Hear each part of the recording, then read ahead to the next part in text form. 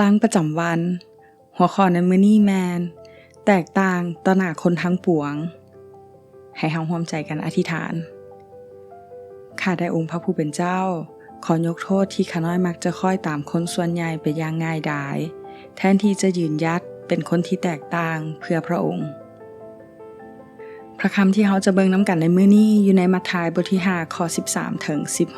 16เจ้าทั้งหลายเป็นเกลือสำหรับมวลมนุษย์โลกแต่ถ้าเกลือหมดรสเค็มแล้วจะเฮ็ดให้เค็มขึ้นได้อีกอย่างใดมันบ่มีค่าเสียแล้วดังนั้นจึงมีแต่จะโยนทิ่มให้คนเหยียบย่ำเท่านั้น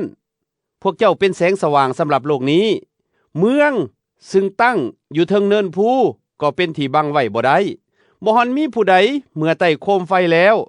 จะเอาเข้าไว้ในกระบุงแต่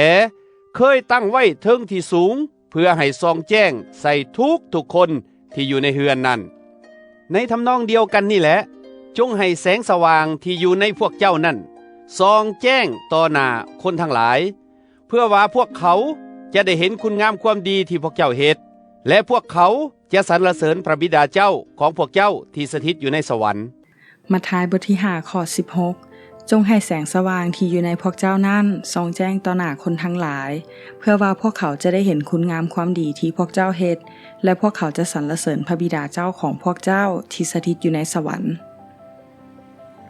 สำรวจและตึกตองชีวิตของผู้ได้รับพระพรบ่ได้เป็นเพียงคำเว้าสวยหรูแต่เป็นชีวิตที่ดำเนินไปอย่างเปิดเผยต่อหน้าผู้คน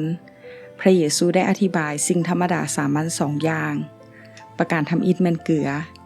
อจำเป็นต่อการเพิ่มรสชาติและเฮ็ดหน้าที่เป็นสารกันบูดป้องกันการบูดเน่าในสมัยพระเยซู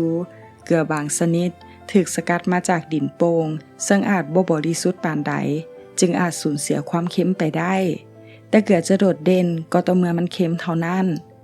พระเยซูได้ท้าทายเฮาให้แตกต่างในชีวิตประจำวันอันแสนธรรมดาของเฮาโดยวิธีการที่เฮาส่งผลกระทบต่อคนอื่นเกลือคือยาฆ่าเชื้อทางศีลธรรมของพระเจ้าเฮาต้องเผชิญหน้ากับคำขี้ตัวความบ่ยุติธรรมและความใจร้ายบ่แม่นคนจืดชืดให้ประสิทธิภาพบ่แม่นคริสเตียนจอมปลอมแต่เป็นสาวกผู้ติดตามพระเยซูที่มีพลังกระตุ้นและกระตือรือร้นหยุดยั้งความเสื่อมโทรมของโลกประการที่2แสงสว่างพระเยซูเอิ้นพระองค์เองว่าแสงสว่างของโลกพระองค์หมายถึงแสงสว่างที่เปิดเผยความจริงในบอนมืดคือการเฮ็ดหน้าที่อย่างหนักแน่นบ่ลดละในการให้ความอบอุ่นและส่องสว่างแก่โลกที่มืดมนที่ตอบสนองพระองค์ด้วยความเกลียดชังสิ่งสำคัญแมนแสงสว่างเปรียบคือกับนครที่ตั้งอยู่เทิงโน้นภู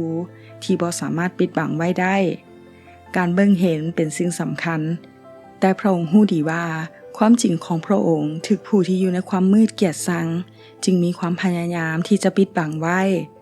ภาพที่ตลกของคนที่เสื่องโคมไฟไว้ในกระบุงตอกย้ำประเด็นที่ว่า